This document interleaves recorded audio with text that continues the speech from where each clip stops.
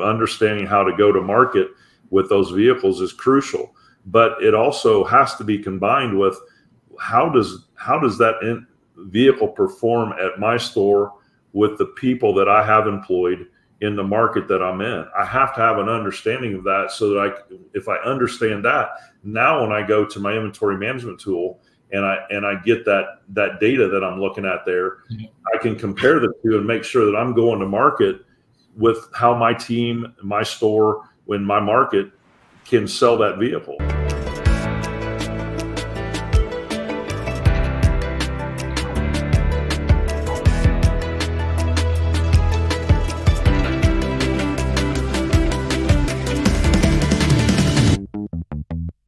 Hey, Jasen Rice here, Lotpop. We're going to do another view from the top. And again, it's kind of a recycle of our Up Bus podcast.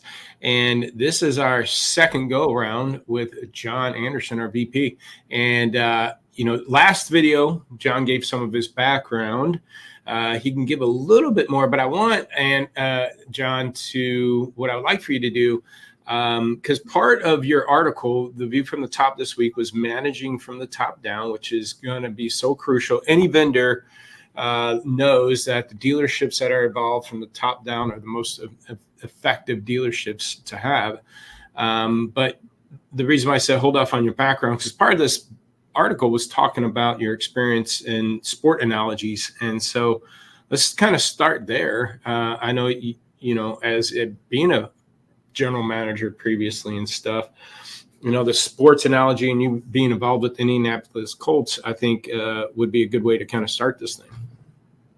Yeah. I was just blessed enough to have a very small role with the Colts.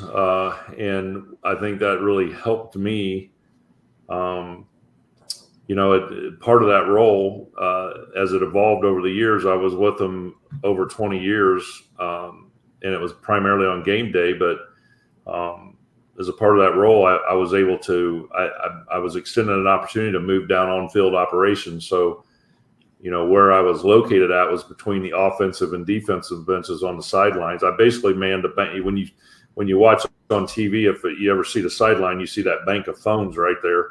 And that's what I was basically doing. I was manning that bank of phones, and those phones go to the defensive and offensive coaches up in the booth. They go to the owner. They go to the doctor. They go to all different areas within the organization. So if anybody needs to get any information to on field, that's what they do. They call those phones. And a lot of times, my responsibility would be either to get the player to the phone, or if they needed to get information to the player really quickly, they'd give me the coach would give me the information, and I'd run over and give that information, deliver it to the player. But what I gathered from that the most, what was so insightful to me, was watching how they handled game day operations and from a team perspective, and how quickly they adjusted. And even though it was extremely high energy on the sidelines, and a lot of times it would get very contentious, to say the least, because they're trying to go through a lot of information in a short period of time. There's just nothing they missed there.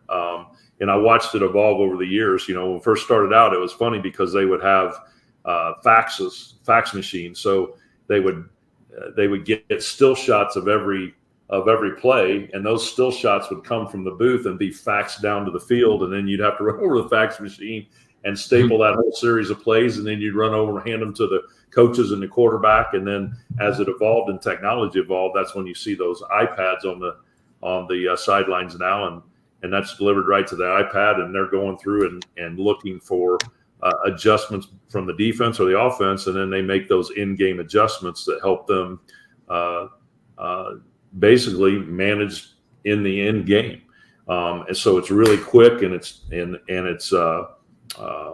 on point, and everybody from the top down is in tune.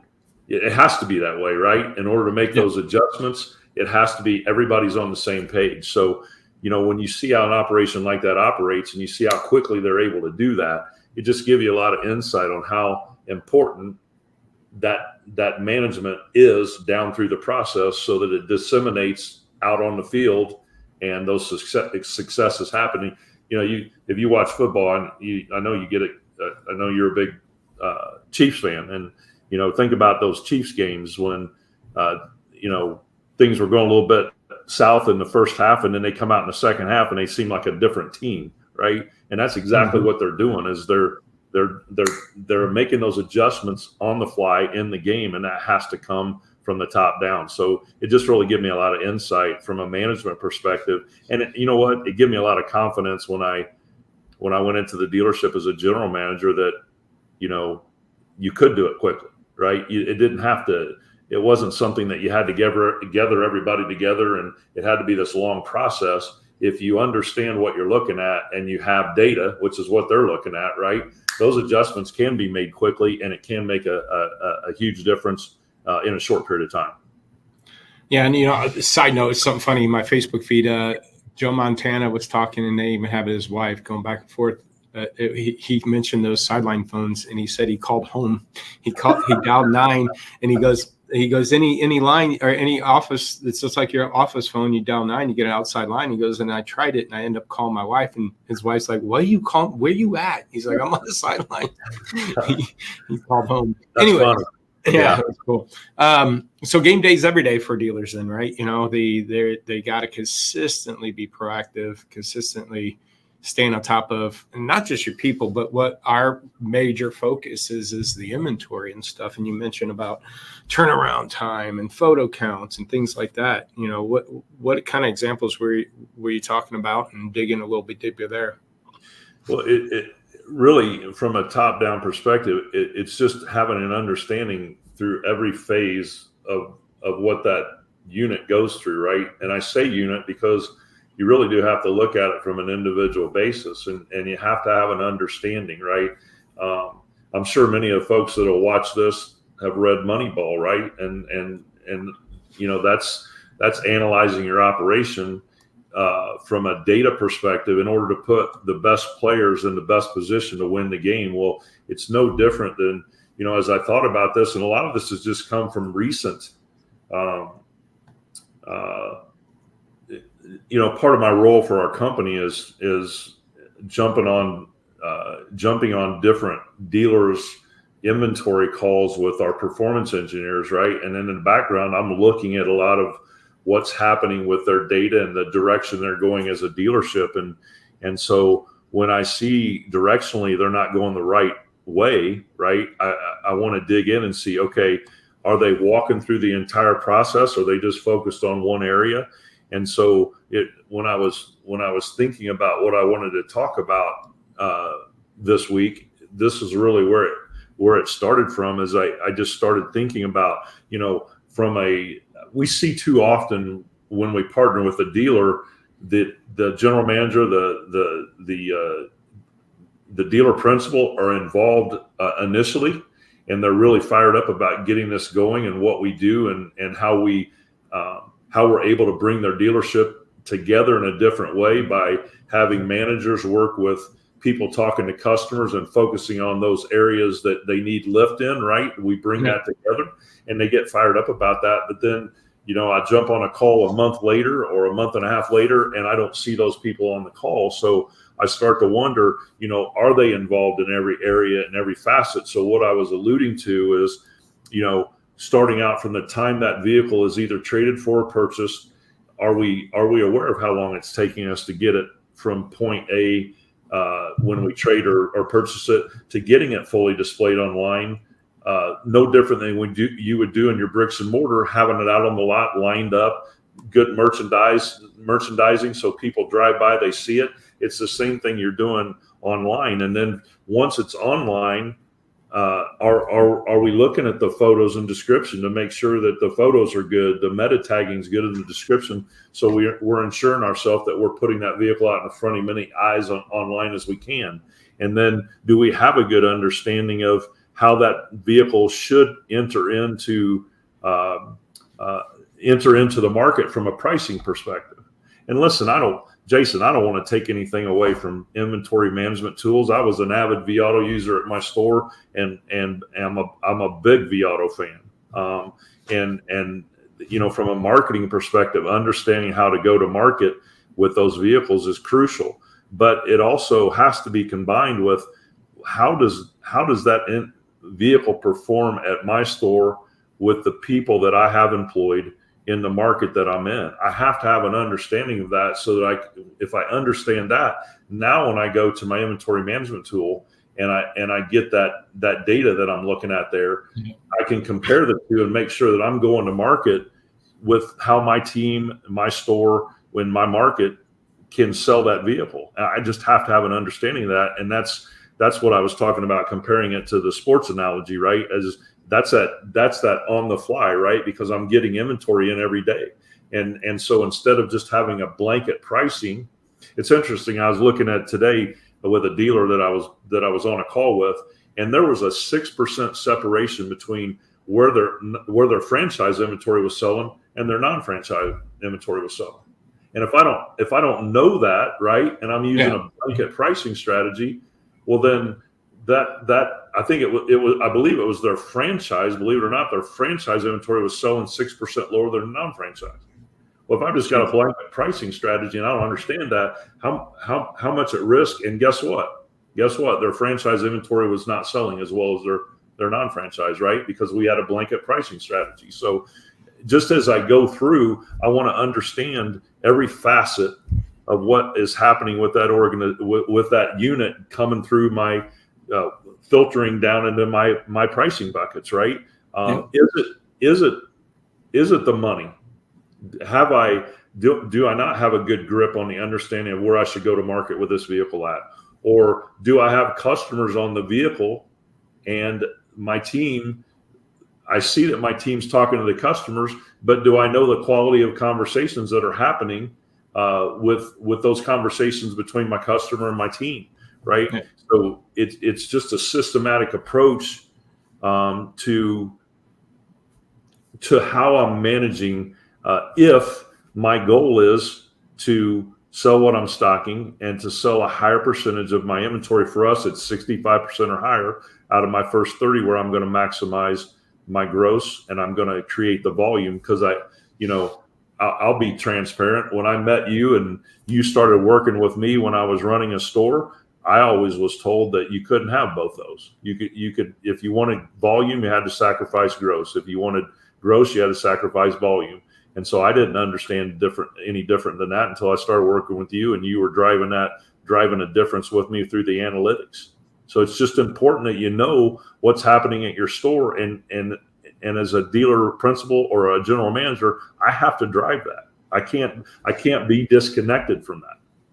Yeah, and that's the thing. I mean, because top down, you got to know that, because sometimes maybe our franchise cars are sitting due to maybe we either a couple things. Either we stick up for them, oh, that's our car, our product, and we're too proud too long, or we allow those cars to sit because we're not worried about them. That's our I'm not worried about my Fords. I'm worried about my non-Fords, and we get all aggressive over here, not realizing there's different aspects again on your lot. As a Ford dealer, do I need to worry about how the Honda guy's pricing his F-150? Well, no, not if my Fords perform here, but you got to know that first. But if you, like you point, if you just do a blanket pricing approach, then you are tying up what everybody else is doing too. So we mentioned about, obviously increasing that fresh sale rate. And a lot of those things, different factors can be rolling into that. Do we have leads? Are we following up with leads? Do we have too many trucks, not enough cars? All these things. But you talked about, customer, and we're reaching out. How good are we following up? How fast are we? How long should we be? Delayed follow up, so forth. Do they know? I mean, that's something you talk about. And it says right here, does your team understand how to serve your customer on inventory in stock every 2 to 3 days? We're following up with leads based on the age of the lead instead of just situations on my lot. And, you talked about that a bit. Is there something you can maybe add to what you're just talking about? Well, I mean, from our perspective and our dealer body that we look at when we onboard new dealers, one of the things that I always look at when I sort our data is I look at their in-stock leads, which leads that are on in-stock inventory, leads that are on inventory that we have in stock. That lead came in on that specific inventory, and we can sell that vehicle right now, right? And so I look at that and I compare that to active leads that are in the CRM that the vehicle sold, but that lead is still active, right? And so a lot of times what we see initially, you and I have looked at this before, is that because, and again, when I say this, I don't want to take anything away from the CRM. Again, I use vAuto and Vin Solutions at my store, so I'm an avid fan. But we set up processes in our CRM to contact our customers, and those are typically based on the age of the customer. They're not based on what's happening with my inventory. So a lot of times when I sort, I see that leads that the vehicle has been sold, and based on what we deliver switch opportunities to our dealer partners. So we're going to go in there and find a like vehicle, maybe make model, but maybe they were looking at an intermediate SUV. So we're going to look at a like segment, intermediate SUV, and a $5,000 spread from the price they sent the lead in on. And if we don't see a vehicle, then there's nothing to switch that customer to. And a lot of times I'll see those leads that are out of stock and there's no switch. So we really technically don't have anything to sell to that customer, yet those leads are getting the primary amount of attention because we're working systematically through our CRM. And what should be getting the primary amount of attention are the leads that are on vehicles that we can sell today. Or if we've got a customer sitting active in our CRM and we have a switch that we can put them on, because that helps us in a specific area or all the way across the board sell more inventory. If I'm not selling enough intermediate SUVs, then I can call all those customers that I can put on an intermediate SUV we have in stock, then that'll help me sell more. Anything that and again, that's back to the point of this. If I'm managing this top down, I help my team have a focus, right? Going back to the sports analogy, those in-game adjustments are helping that team have a focus on where they need to perform so that they can outperform the up team on the other side, right? And what we're doing as dealers, we're trying to outperform other dealers in our area, but more importantly, we're trying to perform as an individual dealership and sell our inventory and sell it in a way that it's bringing. As an owner, listen, as an owner, one thing I want to do, I've got millions of dollars invested on my inventory sitting on my lot. So how can I take that millions of dollars and turn that for a return on investment, my highest return on investment, and that highest return on investment is consistently in my 0 to 30 day inventory. It always is. Every time we look at metrics on a dealership, as that inventory sets and ages, that margin shrinks. So, and what have we always done as dealerships when our inventory is aging? What historically have we always done? We just get in and change the price, right? Start with the drop the price. Right. So now I've got inventory aging. So as the inventory ages, my cost to market goes up, and in the meantime, I'm sitting there changing the price, so it just shrinks like that. So there are just so many other areas that we can look at, and one of the largest that we found, you found and brought this lead data in, is, oh my gosh, look at the opportunities we have by contacting our customers. I always say this: if you were sitting in your store as a dealer and you looked out on a lot and there were 300 people standing on your lot and none of your salespeople were walking out to talk to them, you threw it through the window, right? You would do something to get people out there, right? That's the same thing you would do on your virtual lot. Yeah.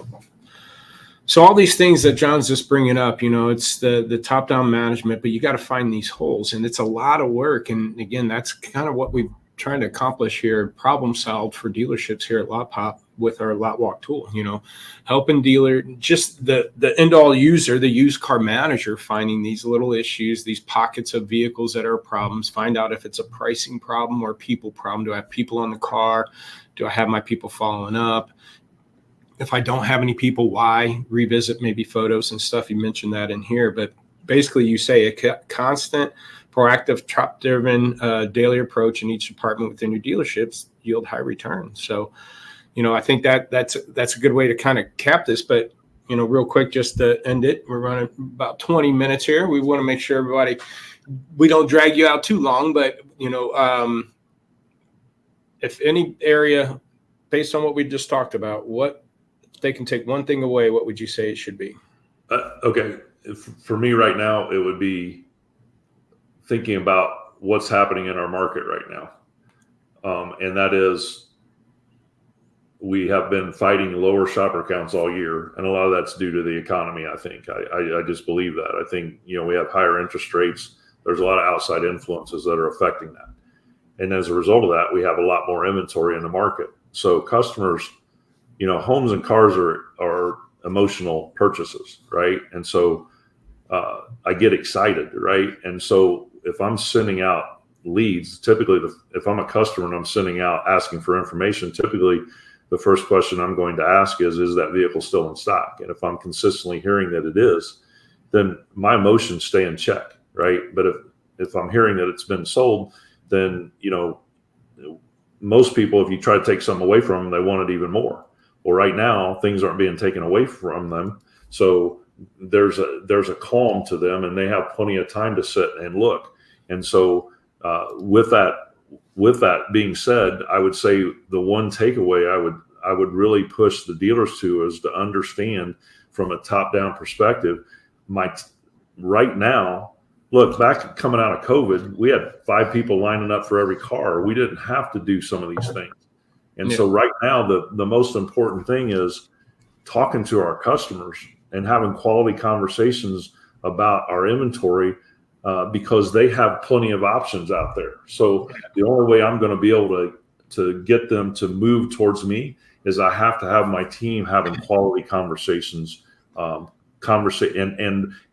answering the questions that the customer has. I see a lot of that when I go through this, that those questions aren't being answered.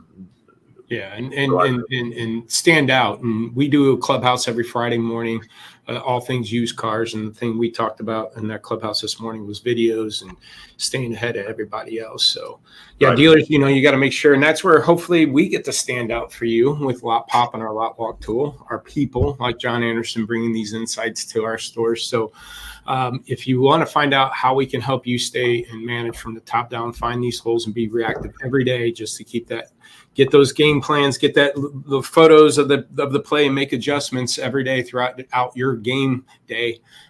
Reach out to us, lotpop.com, sign up for a demo. John, I appreciate your time and hope everybody enjoys this episode and the second version with Anderson joining us. And hopefully we see you next week.